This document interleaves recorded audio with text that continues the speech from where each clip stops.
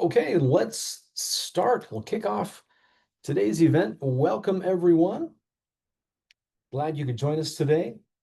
It's that time again for our Bentham monthly event. And thank you all so much for making time to join this event today. We always appreciate it. We know you're busy. Today's event is an important one with Open Access Week coming next week. Tonight's theme is Open Access and Open Science. And today, our expert presenter, Dr. Gareth Dyke, will walk us through open access and open science. Gareth, how are you doing today? How is Frankfurt? Absolutely fantastic. Everything's great. It's wonderful to be here. Nice to see you, Scott. How's things?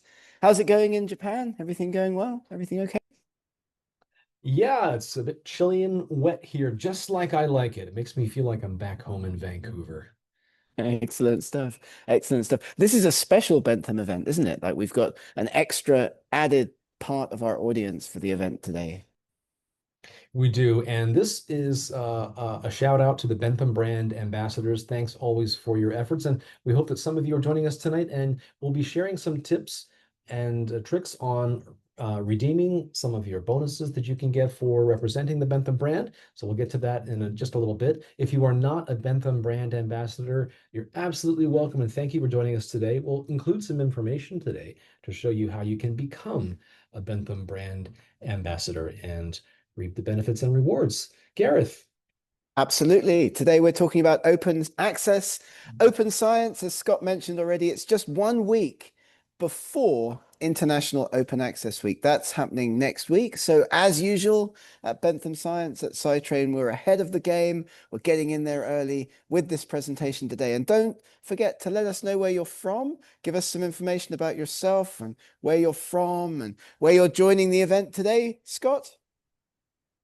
Yeah, please do. Let us know where you are. And if you care to, let us know what kind of research you're doing. We always like to know what kind of research you're working on. A lot of our guests at these Bentham events tend to skew towards the life sciences, as many Bentham journals do. Or maybe you're a humanities or social science person like myself. Let us know what kind of work you're doing and where you're joining us from today. Absolutely, absolutely. And as Scott mentioned, some of our audience today, this evening, this morning, this afternoon will be Bentham brand ambassadors. Why is that such a great thing, an opportunity, Scott? Right, you can represent the Bentham brand, and Bentham is a stalwart supporter of open access and open science. And as we'll learn tonight from Dr. Dyke's talk, this is incredibly important. It's a growing movement, the open science movement, of which open access is a part. And Bentham plays a key role as the publisher of many high quality and robustly peer-reviewed open access journals. So we'll look at the importance of open science and the role that Bentham is playing to help promote open access and open science around the world. Absolutely. And if you're interested in becoming a Bentham brand ambassador, you're not yet a Bentham ambassador, you can click on the link here on the slide. We'll share that again a little bit later in our event today. You will be able to sign up as a Bentham ambassador, and we'll talk later about some of the benefits of being a Bentham Science brand ambassador. But here's what we're going to talk about today. I think we're almost ready to go, right, Scott? Absolutely. And I did just share that link to the Bentham Ambassadors website. So if you're interested in finding out more, just click on the link. We'll share that link again several times tonight for anyone who's interested in signing up. If you're already an ambassador, we're going to share with you some information in just a bit on redeeming rewards. And we'll also share a link to the Ambassador's Guide. So back to you, Gareth. What are we going to be looking at tonight? Today? Absolutely. Tonight? Today, tonight, this morning, depending upon your time zone. It's lunchtime here in Germany. We're going to be exploring different kinds of journals, specifically looking at open access journals in our event today. And then we're going to lead on into how you can select a journal, the tips and tricks that we recommend for you to help find a great journal for your next paper. And then we'll talk a little bit about Bentham Science journals themselves, give you some information about Bentham open access journals, and then finally, a little bit of information about how you can become, again, a Bentham ambassador and why that's a great opportunity. Scott? Absolutely. And I have questions for you, Dr. Dyke, as well. And by the way, if our guests have questions, feel free to ask us. We will make time at the end of the event today to field your questions. We'll answer as many as we can within the time. We're going to finish at about 5 minutes before the hour today, but we'll try to answer all of your questions. And if we cannot answer your question within the time today, then Dr. Dyke and I would be happy to reach out to you by email and try to get you an answer for your questions. But feel free to ask any questions that you've got for Gareth today. There's a Q&A box where you can type your questions, and we'll try to get to as many as we can. So feel free to ask questions and tap into Dr. Dyke's rich vein of expertise in the publishing field. If we don't know the answer, we probably know somebody who does know the answer. So let us know where you're from, where you're joining us from today. Perhaps you're looking for a journal for your next research article. That's something that we can also help with. Get in touch with us. Maybe you're thinking about potentially putting together a thematic issue in your subject area with colleagues from a conference. That's something else that Bentham would be very interested in learning about. Discounts and benefits for Bentham ambassadors. We will return to this topic a little bit later on in the event. But if you haven't clicked on this URL that Scott's been sharing, do so. Have a look. It's easy to sign up as a Bentham ambassador. You fill in a short registration form, and then once approved, you become a member of the Bentham Science Ambassador Program. Scott? That's right. And the link's there in the chat window again for anyone who's curious. It's a very simple process. And you might be asking, what does it mean to be a Bentham brand ambassador? Well, basically, it just means representing Bentham and promoting its journals and publications to other researchers. And if you do that, then you can gain rewards such as discounts on APCs if you publish your paper in a Bentham journal. And there are many other benefits as well. Have a look at the link that we put into the chat and find out more about becoming an ambassador. And if you're already an ambassador, would like to know more about how to redeem your points, there's lots of information there. And if you have any questions about that, again, just reach out to us and we're happy to help you or connect you with someone who can. Absolutely fantastic. So let's get going. Let's get started. Let's begin our event today by talking about different journal types, the different kinds of journals that are out there in the world for you to choose from as a researcher, and open access in particular. Broadly speaking, basically speaking, we have two different kinds of journals that researchers have the opportunity to use, publish their research in. Traditional journals, and we've all encountered these, been around for ages, hundreds of years in some cases. You will publish for free in a traditional journal, but in many cases, you then would not have access to that published content, to that published paper, if your university or country or region does not have a subscription. It's a subscription-based model for journal article publishing. The content is sold back to universities and libraries. So your paper would be behind a paywall. We've all published in these journals. We've all been frustrated when we've tried to look at our own papers in these journals and been faced with a paywall. Can't get access to the content. My university doesn't have a subscription. This is traditional journal article publishing. Often older, these are often the journals that have the higher impact factors. On the other hand, much younger, much newer, open access journals. Here, everything is free, everything is open, everything is widely available for everybody. But in this model of publishing, there's an article processing charge, a charge to publish in the journal. Content is available for everybody. We've all considered these journals. Often they do have higher reach and impact within the community, but there's a payment involved. So traditional journals versus open access journals. Bentham publishes both. And in the middle, in between, are traditional journals that can be converted to open access by paying an APC as well. And we call these kinds of journals hybrid journals in publishing. So gold open access, everything is open, everything is accessible to everybody. Publishing in an open access journal, you've got to pay that APC. And a lot of researchers do it in a slightly different way to make their content open. They publish in what we call green open access journals. And that's a traditional journal, but you're putting a late stage version of your research article, the final accepted draft, the final accepted PDF, before the publisher creates the nice looking final version on your institutional website or on a preprint platform or on a site like Academia or ResearchGate.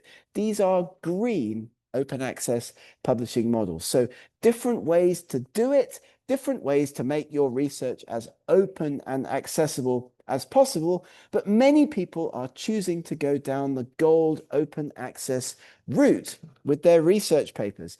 This, broadly speaking, is a model for publishing that ensures that everything is accessible to everybody. Everything you publish online, anyone can look at it, anyone can download it. So researchers like it. People tend to be quite positive about this model because anybody, anywhere can get access to all of your content. And of course, during the pandemic, with work on COVID and other viruses, this kind of publishing model exploded, especially the use of preprint platforms, which we'll talk about in a moment, to share research openly and accessibly with everybody. But, because there's often a payment step, that dreaded article processing charge that we talked about before, that payment to publish in open access, this has led to a proliferation as well of what we call fake or predatory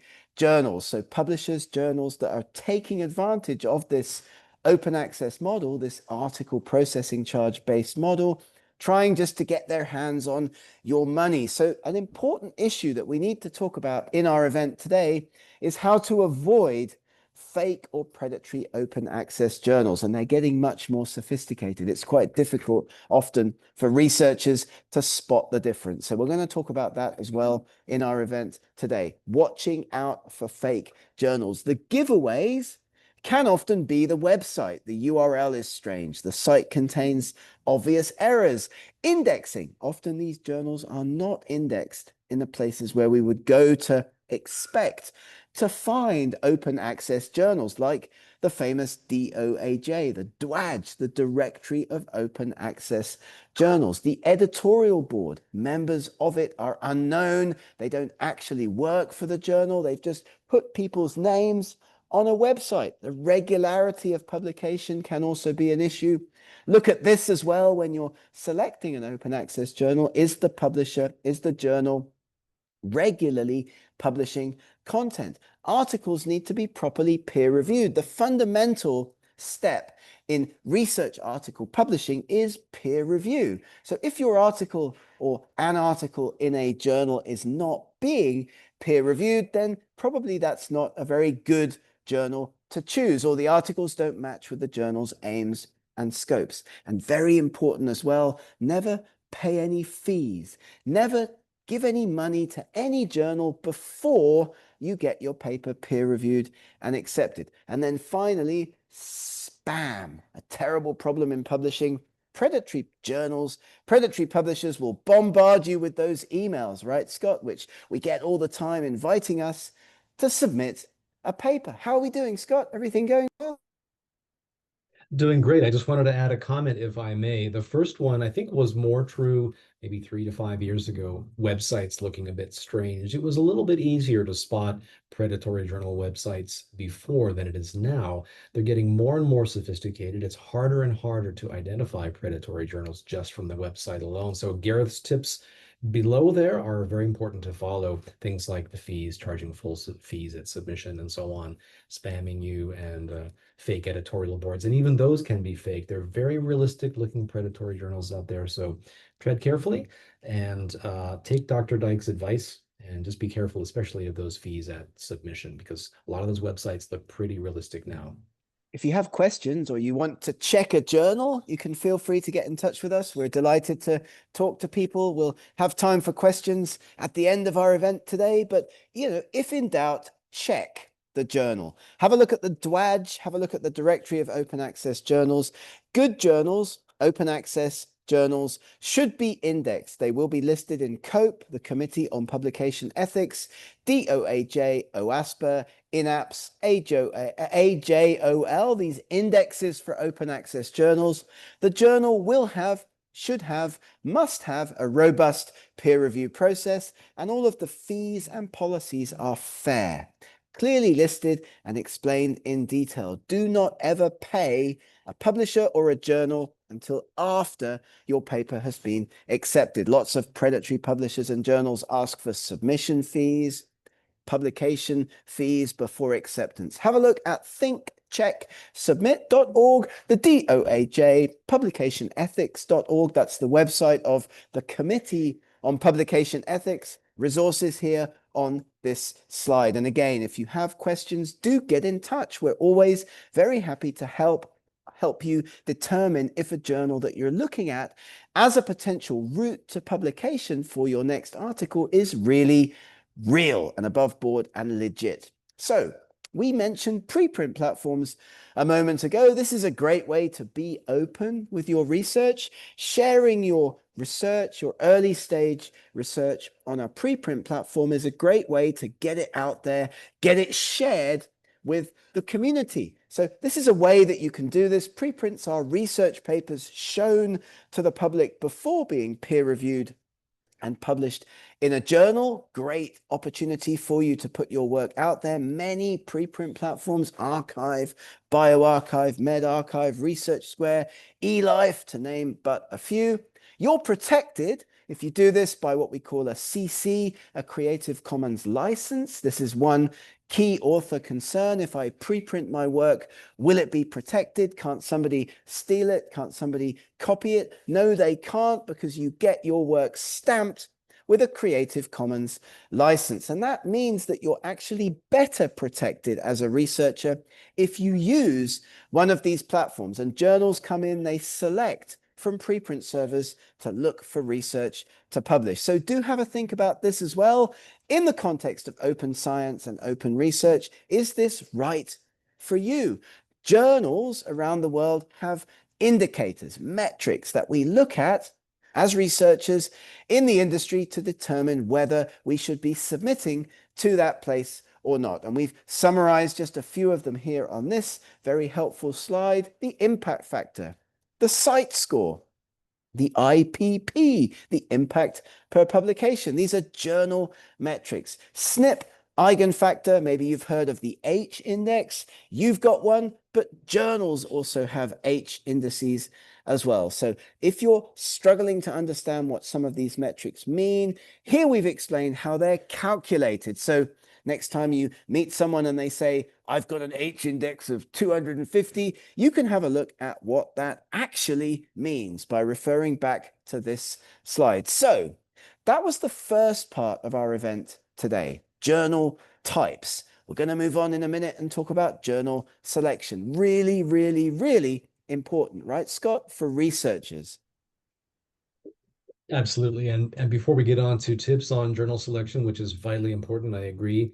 Let's say, for example, Gareth, let's say I'm a researcher, maybe an early career researcher, and perhaps I don't have a lot of money. Now, what are some of the benefits? What do I get in return for paying APC charges to get my research published in an open access journal? What are the benefits for me as a researcher to spend that money? Really important. And hopefully you won't be spending that money yourself. Your university, your research grants, even your government may be helping you with that. This is a big issue for researchers as well. I'm sure we'll have questions about that at the end of our event. If you publish, fundamentally, Scott, if you publish in an open access journal, you're going to get about 70% more exposure for that piece of research. So that means more citations. It means more people reading the paper, more people downloading the paper using the research. And that could translate into job opportunities, grant funding, and collaborations. If more people see your research, then you've got a bigger pool of potential collaborators. And collaboration is absolutely critical in research, in science overall. I see. Great. So better exposure, potential for more citations, and generally just more reach from your publication. Great.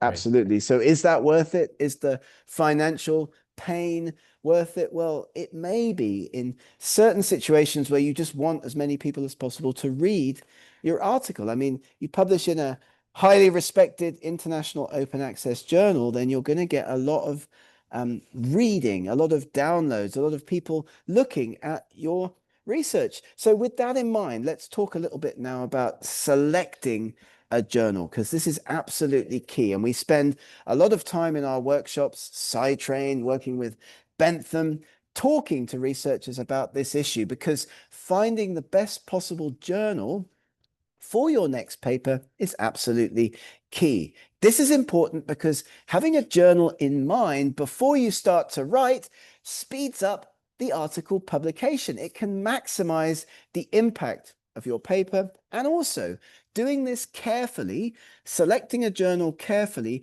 helps you to detect and avoid fake, potentially predatory journals. So we do recommend that before you begin to write your next paper, have a think about which journal you're going to choose for that article, for that piece of research. It's the all-important first step in successfully publishing. 2 million, more than 2 million research papers get published every year, and that number is going up exponentially. About 30,000 just in the medical and health sciences each month. So as you can see, finding a good, well respected, potentially open access journal for your next piece of research gives you that step ahead in order to make sure that your research stands out from all of the others. And I know we've already kind of answered this already, but let's have a think about this, everybody. Like, when is the best time to select a journal for your next paper? It's before you start to write. And I know many successful writing and publishing researchers who do this. They pick a journal before they begin the writing process. That helps a lot with structuring the paper, figuring out what needs to go into the different sections. Many of the questions that we get from researchers in our workshops: what goes where, how much information to put in the different sections, how to structure the different sections, even how to make figures, write figure captions, and format the references, are answered for you if you have a journal in mind for your next paper. So selecting a journal before you get going is key. It's important because every journal is different. The kind of paper that you would be planning to write will depend on the venue, on the journal, the audience for your next article. Will you be writing a full article, an original communication? Will it be short? Will it be a letter, a rapid communication? So talk to other researchers, talk to your team, talk to your supervisor, talk to other colleagues in your department, self-evaluate your options for publishing your next paper. Don't just do it, blindly, or go to a journal because it's the first one that pops up on your email feed or your supervisor has used it before. Give this some thought. And we think that this is a really important first step towards successful publishing. And also, not enough researchers do put the effort and energy into this at the outset. You'll also know the aims and scope, the disciplines, the topics, the types of articles, if you've picked a journal, if you have a journal in mind before you begin. You're going to know that journal's guidelines, procedures, their peer review process, also their formatting guidelines, their word limits, the copyrights. Will this be in English from the UK or English from America, for example? Reasons to choose a journal early, there are many. It's going to help you to speed up that writing and publishing process. Too many researchers that we encounter at SciTrain, working with publishers like Bentham, too many researchers write the paper and then they think, where am I going to publish this? They try to match a finished research article with a journal, and that is not, it's not the most effective, most efficient way to go. So before you start to write, do have a think about your message, the audience for the paper. That's the target journal, of course. And that target journal, that audience decision, where to publish, gives you the structure. So Scott and I always like to say, before you start to write, think about your message, think about your audience, and think about the structure of the writing. And this will help, of course. And this comes from experience. It comes from talking to other researchers, your mentorship group, people in your network who you know, who you work with, who support your career as a researcher. And this is also important for coming up with peer review suggestions and making sure that international colleagues are aware of you and your work. And one great way to do this, as we talked about a moment ago, is to use preprint platforms. Communicate with editors before you write. Here's just a few of the fantastic Bentham journals out there on the Bentham Science website. If you're thinking about writing a paper for one of these journals,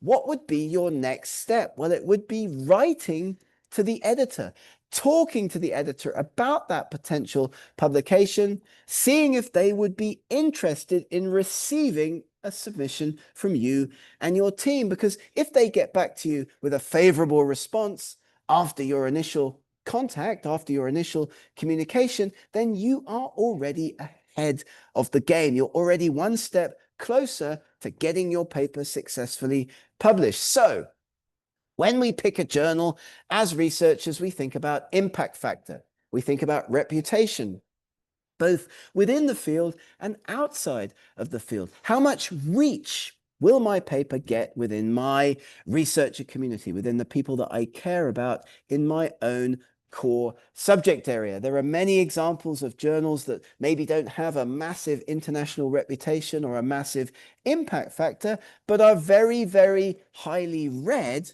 and used within particular core subject areas. Perhaps you're thinking about one in your own area at the moment. And fourthly, will the journal be open access? How accessible will my paper be? Remember Scott's question from a few moments ago? If I publish open access and perhaps I have to pay for that, what will the benefits be? Reach, visibility, more citations, more downloads, and more potential collaborations in the future. Effective journal selection is a marriage between research and the publication of that research. It's really well worth putting the time and energy and effort into this. Don't make mistakes. We're looking for speedy publication as fast as possible. We're often looking for a journal with a decent impact factor. That's important for researchers to get their papers published, to get promoted, to get jobs, to get their PhDs,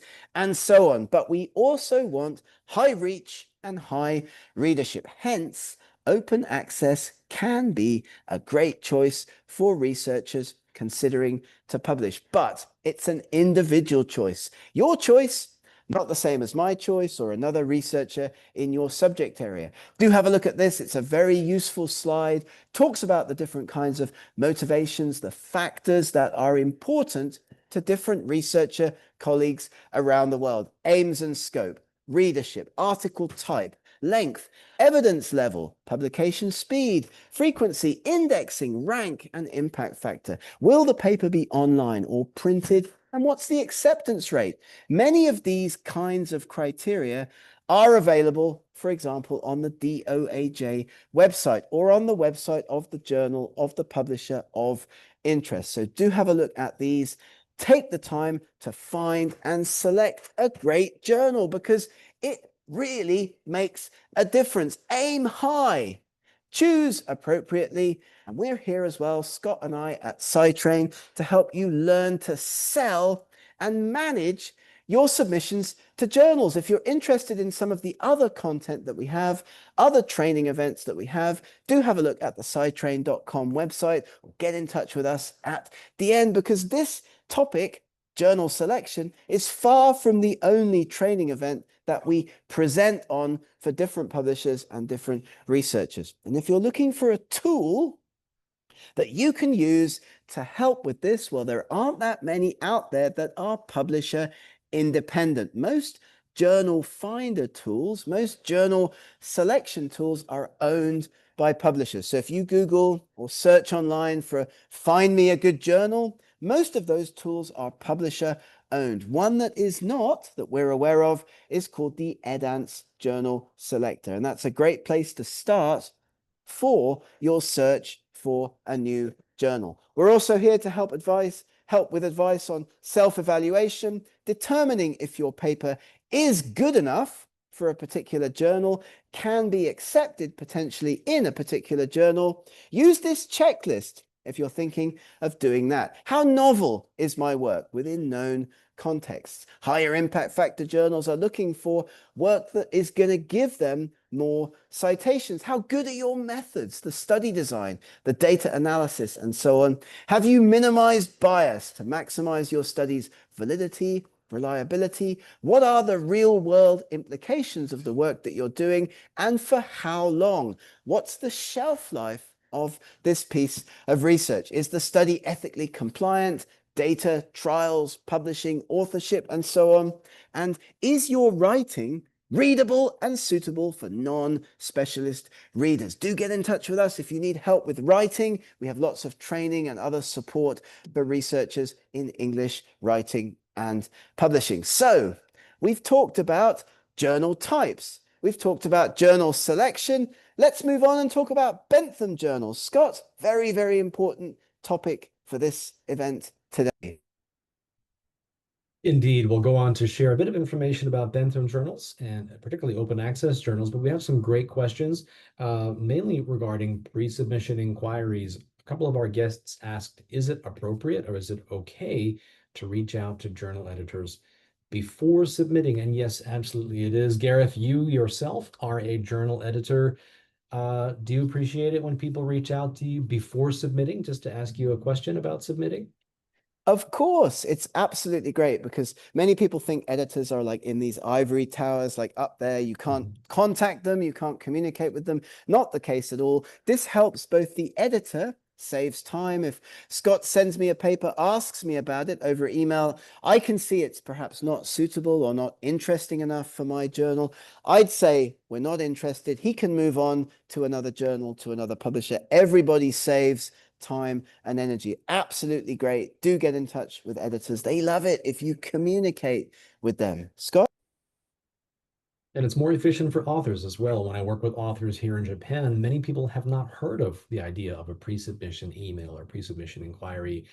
And it does actually save time instead of, you know, rewriting an entire manuscript for that journal's requirements and then, getting rejected or turned down or desk rejected. You can just reach out to the editor and ask a question. Here's my research. Would you be interested in publishing something like this? And if yes, then you can prepare your manuscript for submission to that journal. So definitely is a time saver. Okay, that's a great question. Thank you. Another quick question from our guest. Well, maybe we'll handle some questions as we go, Gareth, just because they're topical. One of Of our guests course. asks, can we get royalty payments as an editor? Can we get Ye- royalty payments as an editor? This is not normal in journal publishing. It may occur in book publishing. Bentham, for example, invites researchers listening to this event. If you have a topic in mind or you're hosting a conference and you'd like to put the collected conference papers into a Bentham journal, that could be of interest. In that specific situation, you may get or you may be able to get a proportion of the resulting charges, but that's usually done on a case-by-case basis. Do get in touch with us. Reach out to Bentham if you have questions about that. Fantastic. Thank you, Gareth, and thanks for your question. And as Gareth mentioned, we're going to go on and talk a little bit about Bentham science now. If you're a Bentham ambassador, we sometimes get questions from Bentham ambassadors wanting to know more about Bentham so they can represent Bentham as they talk to researchers in the field. So a bit about Bentham, Gareth. What do we know about Bentham? I know, for example, Professor Atta is very passionate about science. Yeah. Bentham is a family-owned company. You've been to Professor Atta's laboratory. I'm very jealous. It's sort of like something from a movie, isn't it? Absolutely. This is a family-owned company. Bentham was founded in 1993, and one of the logos that the company uses is by scientists for scientists. So, big portfolio of journals, both open access and hybrid. Tell us a bit more about that, Scott. Absolutely. So some of our guests were asking about the breakdown between traditional and open access journals. And Bentham has, as you can see from the slide here, a mix of both, including journals with significant impact factors, as well as ebooks and traditional books. Gareth. Yeah, so get in touch if you'd like to learn more. Bentham has lots of content. Maybe it's not such a well-known publisher in some regions of the world, but we would love to hear from you if you're a librarian or you'd like to learn more about how you can get access to the Bentham content on a trial basis for your institution. A number of the journals are quite well indexed with high impact factors, a number of world leading review journals too, as you can see here, in topics like molecular medicine, drug metabolism, Alzheimer's disease research, and so on. And as we're very proud to often promote when we do these events for Bentham, Nobel Prize winners on the editorial boards of a number of journals. Fantastic choice if you are interested in having a look at a potential route to publication. And there's several websites as well, Scott, where colleagues can go and have a look at the Bentham journals, at the Bentham portfolio. Absolutely. And I've shared some of those links in the chat. We'll share some more links in just a moment here. Bentham Open, for example, I've shared in the chat. We'll share that again. And I was happy to see medicinal chemistry there. We just did an event recently with MedChem. That was great. And also important to state again that Bentham is a mid-sized publisher, still small enough to care. And definitely Professor Atta is passionate about science, and that's why Bentham has such a robust peer review system guaranteeing the quality of publications. So I'll put some links into the chat, and feel free to check out some of the journals on offer from Bentham. Back to you, Gareth. Still small enough to care. I love that. Like, even if Bentham grows and grows and grows, which of course we hope it will always be very close to researchers. As Scott mentioned, the founder of Bentham is a world-renowned organic chemist. So this field is one of the strengths of Bentham: medicinal chemistry, natural product chemistry, organic chemistry, and so on. Do have a look at eurekaselect.com and or benthamscience.com to learn more.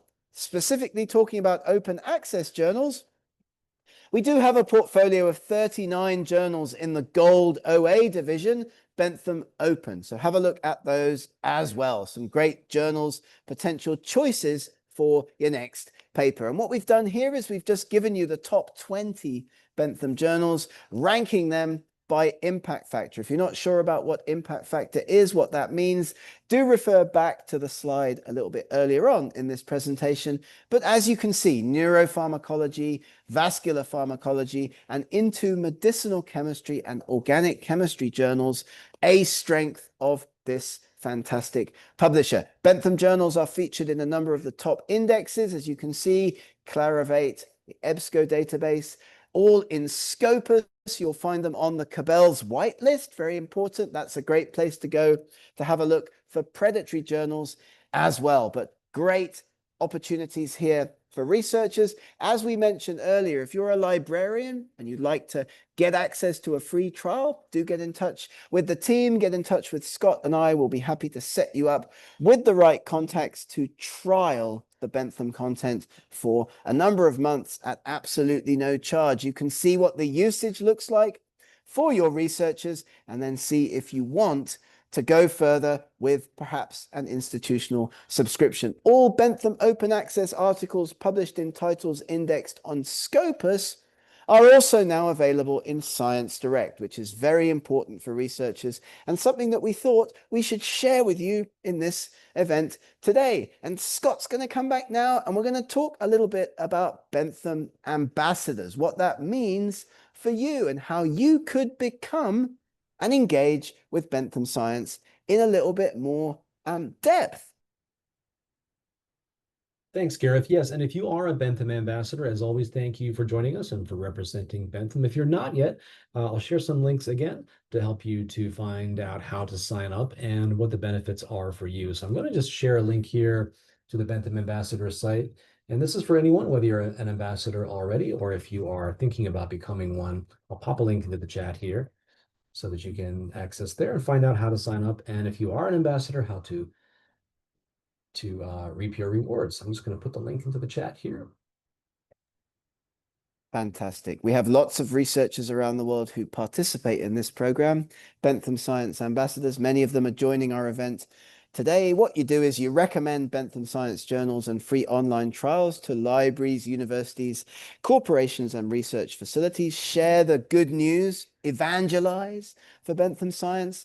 Invite researchers, students, your peers and colleagues to publish their work with Bentham Science. We can send you resources to help you do that. catalogs, flyers, ebook catalogs, and various other materials. And in return, you get benefits, right, Scott? It's a great program. Right. A lot of our guests tonight are asking about, for example, APCs at Bentham Open Journals. One of the benefits you can enjoy is getting discounts on publishing in such journals. You can earn reward points that you can then cash in to help you save on some of the costs associated with that. You can get certificates. This is a good boost for your career. We'll send you certificates to prove your representation and all the activities that you've been involved in.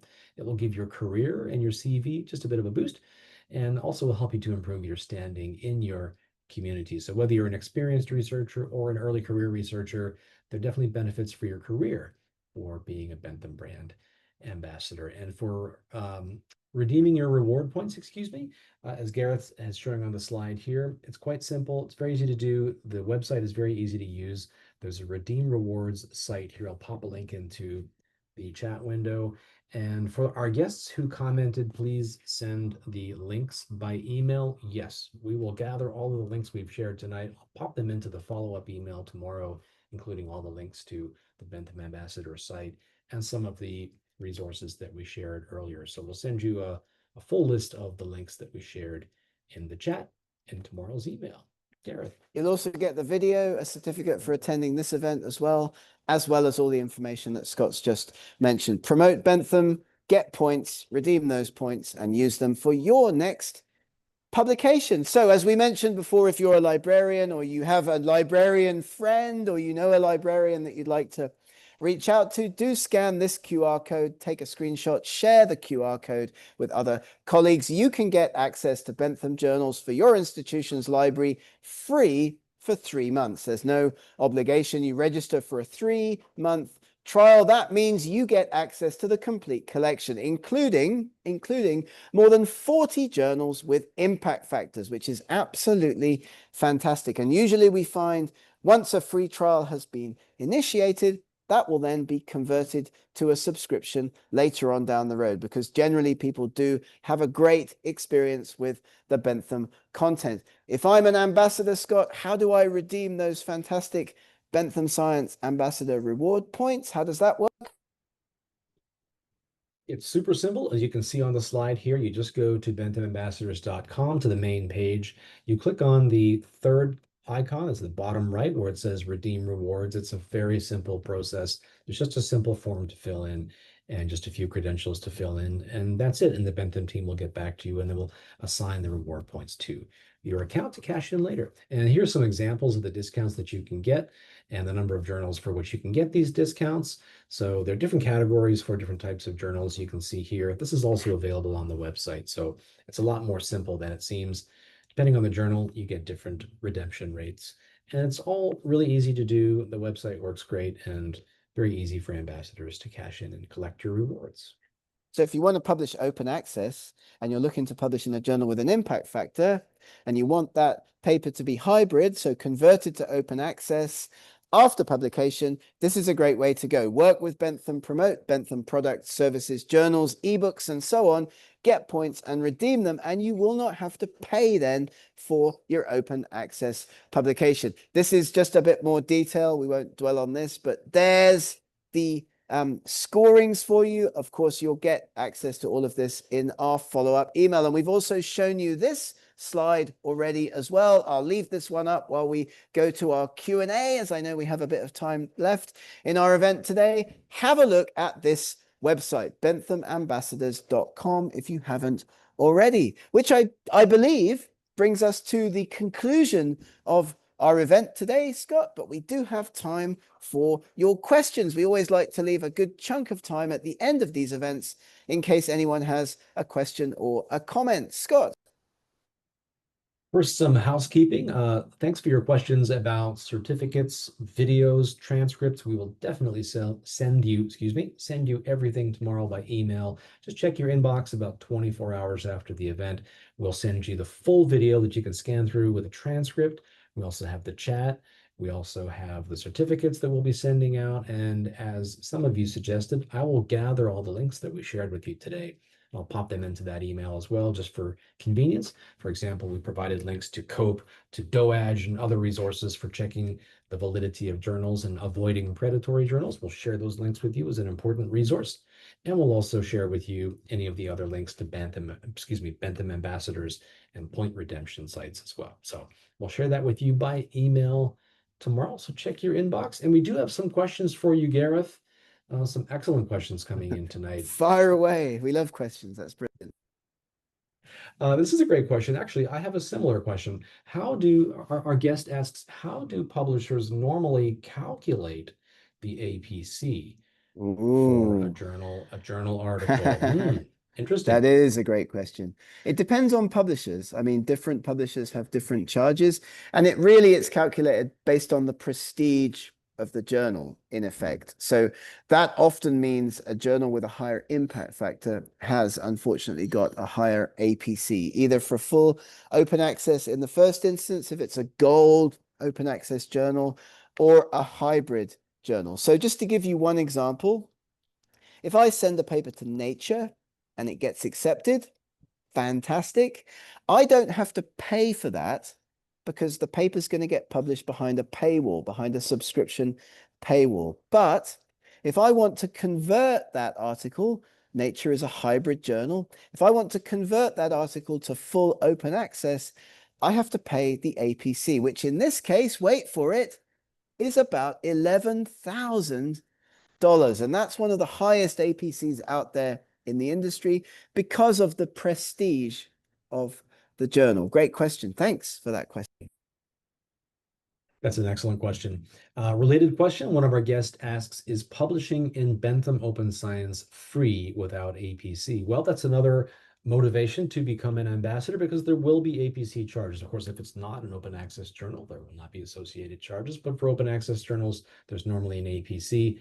Again, all the more reason to become an ambassador and earn some rewards and save yourself some money on APC charges with Bentham journals. Great question. Really great. Yeah, we love doing this event because lots of people have questions. Finding a journal, getting published, not having to pay a huge amount of money. These are real issues for our researcher friends around the world. And so we're here to help you navigate that process. If you haven't had a look at scitrain.com, do have a look there because that's our homepage. You can find out lots of information about the other events that we do, which publishers we work with, and so on. Great. Yeah, great question. We did have a guest asking if it's possible to get events for your team, your group, or your institution. Absolutely. Reach out to us. You can email us. We'll be sending you that email tomorrow with all of the video information, transcript, and certificate. You can just reply to that and reach out to us with any questions that you might have. So feel free. Yeah, great question. Thank you. Okay, related question here. Let me see if I can find it again. The question was, if I cannot afford to pay the APC charges, are hybrid or subscription options available for journals? That's a great question. If you're asking specifically about Bentham or in general, Gareth, what would you say to that? Are there other options for those of us who maybe can't afford or don't have resources to pay an APC? There are many other options, and let us help you with that. Like, tell us your subject area, get in touch, perhaps even with the article itself, because many researchers are not aware of the options out there in their subject area. There are about 60,000 journals indexed in the major indexing agencies. I don't know how many of those are publishing in your subject area, but you may very likely be able to find a great outlet for your next research that matches all of your university and funding agency requirements without having to pay. One example are diamond open access journals supported by universities or societies. So you may, as a member of a society in your particular subject area, have access to a diamond open access journal. Those are great resources. And so many researchers reach out and try to find, a society supported journal in their field to publish their work in. So yeah, there are lots of options, but take time, think about your best route to success as a researcher. Great. Thanks, Gareth, for your answer. And thanks to our guest for your question and some very nice comments About you, Gareth, in the chat here. Gareth rocks as usual. I agree, 1,000%. Thank you, Gareth, as always, for sharing your expertise with us. Indeed, my friend Gareth rocks 1,000%. And also, one of our guests said, "Thank you for tonight's event. It inspires me to do more research." Thank you. That's how I feel every time I do events with Gareth as well. I look at his amazing publication count. I think, wow, I need to publish more papers. So I feel exactly the same way. Thank you for your kind comments, everyone. If there are any other questions, feel free to reach out to us. Again, we'll be emailing you tomorrow. We'll be sending, again, the full video, the transcript, the full chat and Q&A, as well as certificates and links. I better make a note to myself here to make sure I don't forget to Don't send forget. anything tomorrow. And we'll send those out within about 24 hours after the event ends today. So thank you so much, everyone, for taking time out of your busy day. We know you've got lots to do, and we appreciate you joining these events. If you're joining us for the first time, we have these events every month with Bentham Science, and we'll send you a follow-up email letting you know when the next event is coming. It'll be in about 4 weeks or so. And if you are thinking about becoming a Bentham ambassador, feel free to click the links that I shared, and I will share again by email. If you are a Bentham ambassador looking for more information about point redemptions or activities, just reach out to us or visit the Bentham Ambassadors website that you see on the slide here. Gareth, any final thoughts for anyone who is contemplating publishing in open access journals or would like to know more about open science in general? Cost can be an issue. Do get in touch with us if you have questions. There are always options for you to publish open access at limited cost. And as Scott mentioned, we are SciTrain. This is an event that we've done in collaboration with our friends at Bentham Science Publishers. Sign up as an ambassador. That's worth doing. Follow Bentham on all these fantastic social media channels. And we'll see you in our next Bentham Science event. Thank you, Scott. Have a good evening and best wishes to all of our audience members here today. Thanks, Gareth. And one final comment from our guest said, "It's interesting that Bentham is offering such huge benefits, which are good for early career researchers like me." Thank you. Well, thank you very much for joining the event. And thanks to Gareth. And have a wonderful day, everyone. We'll see you at the next event. Have a great day.